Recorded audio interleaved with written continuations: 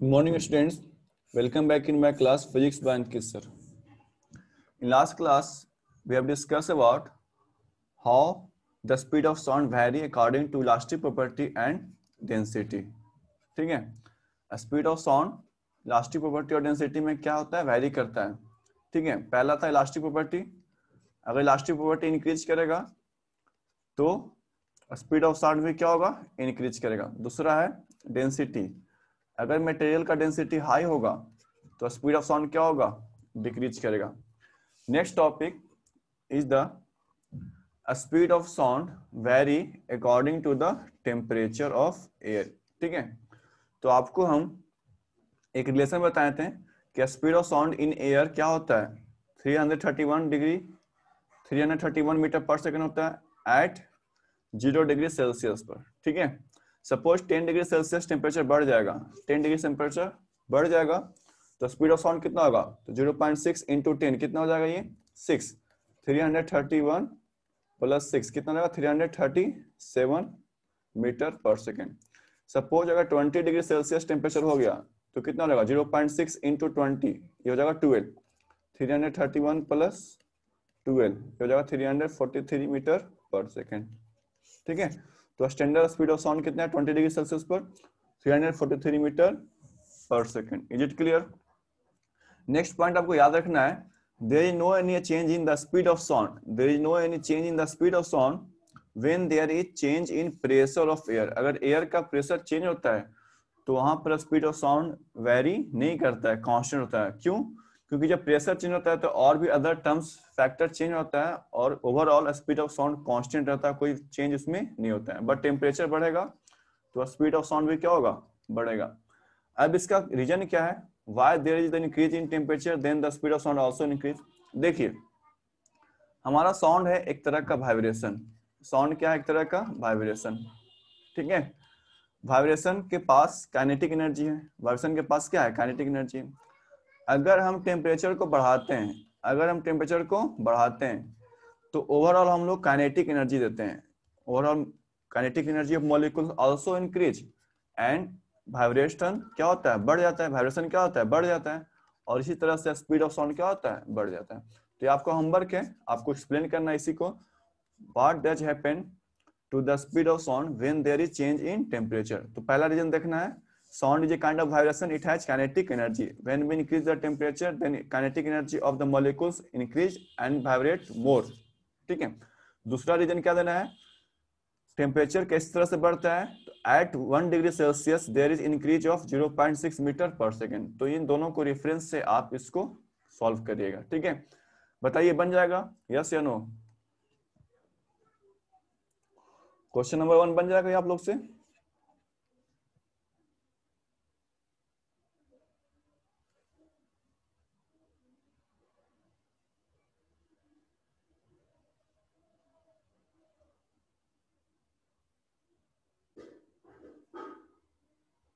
चलिए, second question है, what does happen to the speed of sound when there is change in humidity of air. Air में अगर moisture बढ़ जाएगा, air में अगर मॉइस्चर क्या हो जाएगा, बढ़ जाएगा तो स्पीड ऑफ साउंड क्या होगा. ठीक है, अगर मॉइस्चर बढ़ जाएगा तो स्पीड क्या होगा, बढ़ेगा कि घटेगा, जल्दी बताइए. स्पीड बढ़ेगा कि घटेगा, जल्दी से बताइए.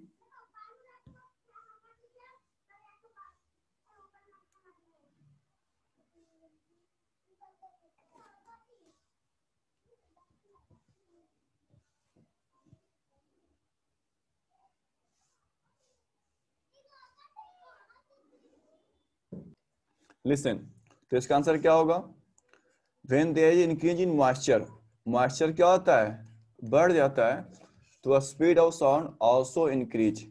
मॉइस्चर बढ़ेगा, एयर में अगर मॉइस्चर बढ़ जाएगा तो स्पीड ऑफ साउंड भी क्या हो जाता है, बढ़ जाता है.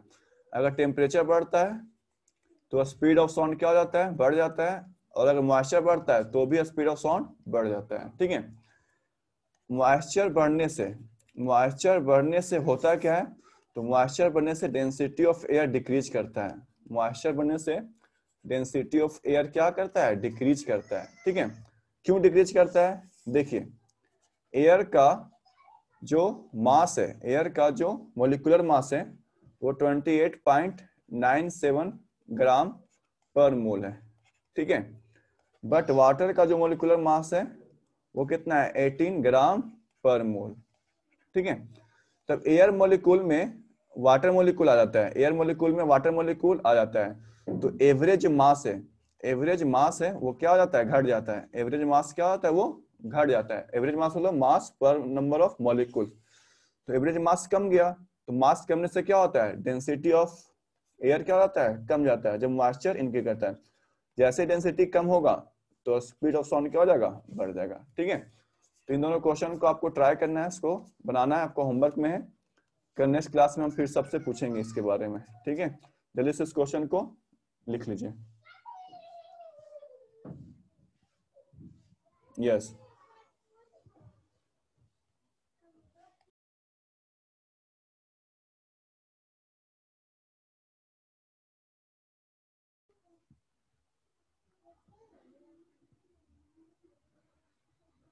ठीक है।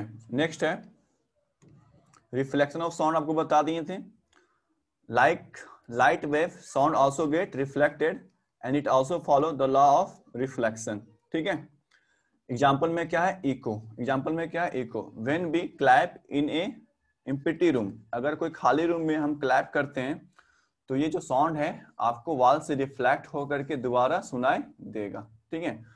जो सेकंड साउंड, फर्स्ट साउंड के बाद जो सेकंड साउंड आपको सुनाई देता है उसको क्या बोलते हैं, इको बोलते हैं। क्या बोलते हैं उसको, इको बोलते हैं, ठीक है।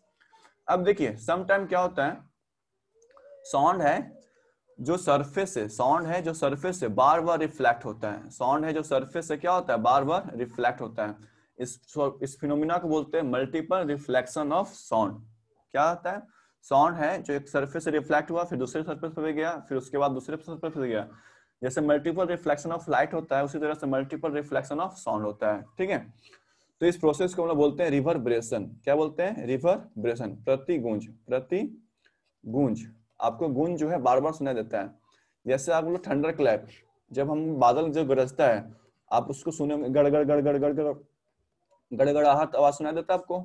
क्या होता है इसमें, जो क्लाउड है, जो क्लाउड है वहां से साउंड निकला, साउंड यहाँ से निकला, ठीक है।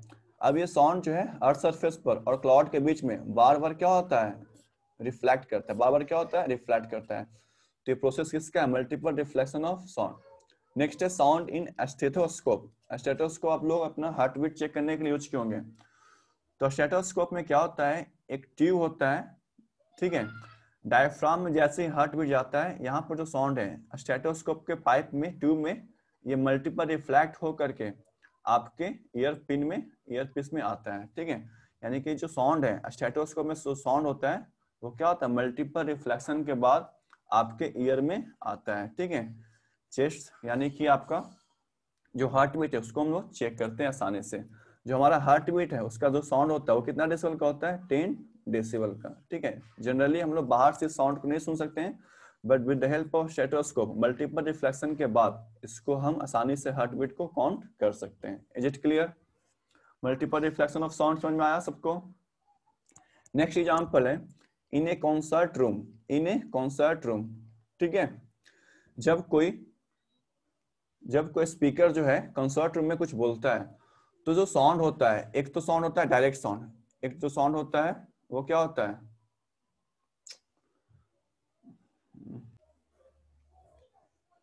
देखिए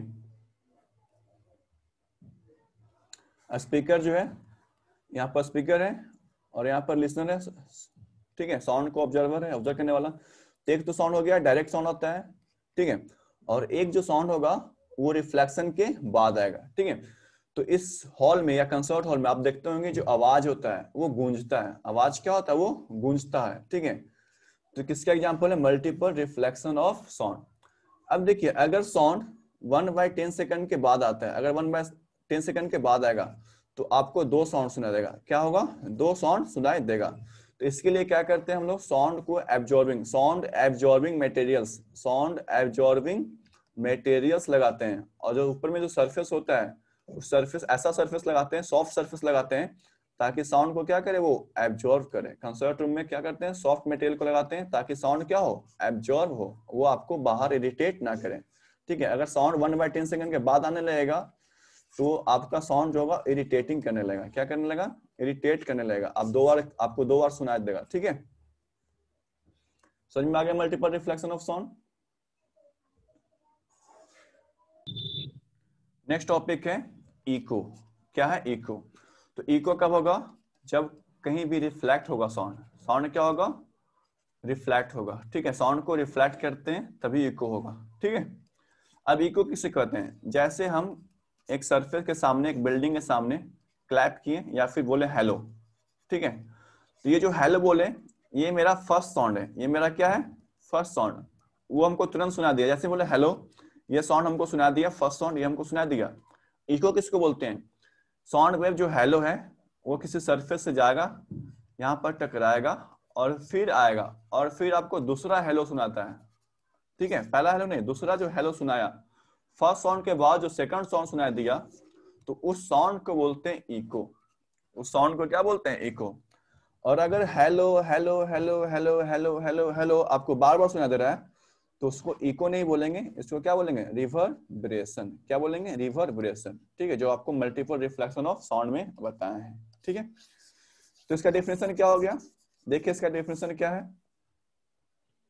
the sound that is heard after the first sound. ठीक है, the sound that is heard after the first sound. First sound किसको कहेंगे, जो आपका मेन साउंड है, जो आप बोल रहे हैं, जो हम अभी बोल रहे हैं वो मेरा मेन साउंड है, फर्स्ट साउंड है। किस तरह से सुना जाता है, due to reflection of sound. ठीक है, साउंड क्या हो रहा है, कहीं ना कहीं रिफ्लेक्ट हुआ होगा और वो साउंड हमको दोबारा सुनाई दे रहा है, उसको क्या बोलते हैं, इको बोलते हैं। क्या बोलते हैं, इको।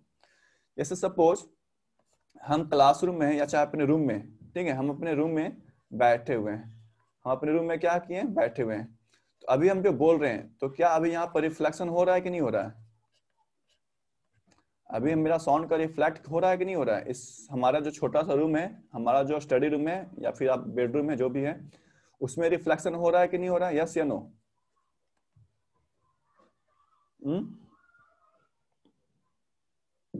बोलिए। No sir. ठीक है, देखिए रिफ्लेक्शन हो रहा है लेकिन हम लोग इको नहीं सुन पा रहे हैं, इको हम लोग नहीं सुन पा रहे हैं। क्यों, because we can hear an echo of the sound if the sound arrives after 1/10 second, after 1/10 second। कोई भी साउंड है, कोई भी साउंड है, ठीक है, अगर एक साउंड बोले रिफ्लेक्शन के बाद फिर वो दोबारा साउंड आ गया तो उसको 1/10 सेकंड के बाद आना है। 1/10 सेकंड का यानी 0.1 सेकंड के बाद आना है। अगर 0.1 सेकंड के पहले आ गया, 0.09 सेकंड में आ गया, तो हम इसको परसिस्ट नहीं कर पाएंगे, उसको हम लोग परसिस्ट नहीं कर पाएंगे। ठीक है, उसको आना चाहिए 0.11 सेकंड में, 0.12 सेकंड में, 0.5 सेकंड में, 0.9 सेकंड में या 1 सेकंड में। 1 सेकंड से कितना भी ज्यादा होगा, आपको 0.1 सेकंड के क्या है, बाद आना है। ठीक है, इस प्रॉपर्टी को बोलते हैं परसिस्टेंस ऑफ हियरिंग। क्या बोलते हैं, परसिस्टेंस ऑफ हियरिंग। क्या बोलते हैं, बोलिए, परसिस्टेंस ऑफ हियरिंग। जैसे आपको परसिस्टेंस ऑफ विजन बताए थे, परसिस्टेंस ऑफ विजन बताया था लाइट में यस सर। कितना सेकंड होता है, 1/10 1/6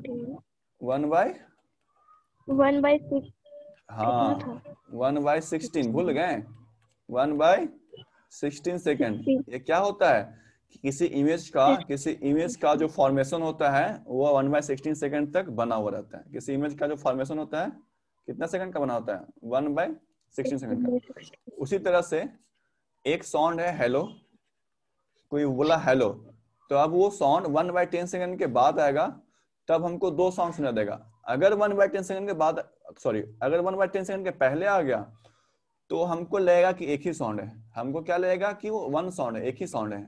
लेकिन 1/10 सेकंड के वही वाला साउंड 1/10 सेकंड के बाद आएगा तो हमको क्या लगेगा कि वो 2 साउंड है। क्या लगेगा हमको, 2 साउंड है। ठीक है, देखिए रिफ्लेक्शन के कारण क्या होता है, रिफ्लेक्शन के कारण जो साउंड जो रिफ्लेक्ट करता है, साउंड जो रिफ्लेक्ट करता है हमारे वॉल में, हमारे रूम के जो वॉल में रिफ्लेक्ट करता है, वो क्या करता है, उसके लाउडनेस को बढ़ाता है। क्या करता है, उसके लाउडनेस को बढ़ाता है। जैसे एक साउंड आप अपने रूम में बोलिए हेलो, ठीक है, एक साउंड आप अपने रूम में बोलिए हेलो, ठीक है, उतना ही तेज से एक फील्ड में जाकर के बोलिए हेलो, क्या उस बच्चे को सुनाई देगा? आप अपने रूम में अपने साथ एक और बच्चे को रख लीजिए और उससे बात करिए, ठीक है।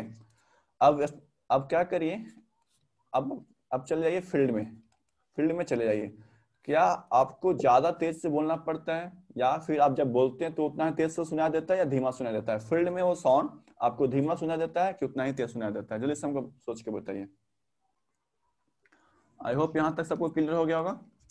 तो मेरा जो क्वेश्चन है वो ये है, why do we not able to hear an echo of the sound in a classroom? हम क्लासरूम में बैठे हुए हैं, है ना, क्लासरूम में बैठे हुए हैं, सपोज यहाँ पर इधर बच्चा लोग बैठा हुआ है बेंच पर और यहाँ पर टीचर यहाँ पर पढ़ा रहे हैं, ठीक है, और यहाँ पर आप लोग बैठे हुए हैं डेस्क पर बैठे हुए, ठीक है। तो हम लोग क्लासरूम में इको सुन पाते हैं क्या? नो सर, क्यों? क्योंकि वहाँ बहुत सारे स्टूडेंट होते हैं। हाँ, साउंड, और वहां पर बहुत सारा स्टूडेंट है और साउंड क्या हो रहा है, रिफ्लेक्ट हो जा रहा है जल्दी ही, उसको रिफ्लेक्शन के लिए टाइम नहीं मिल रहा है, उसको रिफ्लेक्शन के लिए 0.1 सेकंड चाहिए, बट साउंड इससे भी रिफ्लेक्ट, मेरे पास आ गया, इससे भी रिफ्लेक्ट हो गया, इस डेस्क से आ गया, इस बेंच से आ गया, उस सीलिंग से आ गया, उस वॉल से आ गया, ठीक है। तो क्या हो रहा है, जो साउंड है वो अर्ली आ जा रहा है, 0.1 सेकंड के पहले आ रहा है। लेकिन यही अगर हॉल होगा, अगर यही क्या होगा, हॉल होगा, बड़ा सा हॉल होगा, और हमारे सर जी यहाँ पर हैं और आप बहुत दूर पे बैठे हुए हैं, ठीक है, ये लंबा सा हॉल होगा, ठीक है। तो यहाँ पर साउंड होगा, आपको 2 साउंड सुनाई देता है अगर आप हॉल में बैठे हुए हैं, बड़े से हॉल में बैठे हुए हैं। फिर यहाँ पर क्या आपको 2 साउंड सुनाई देता है, यस या नो?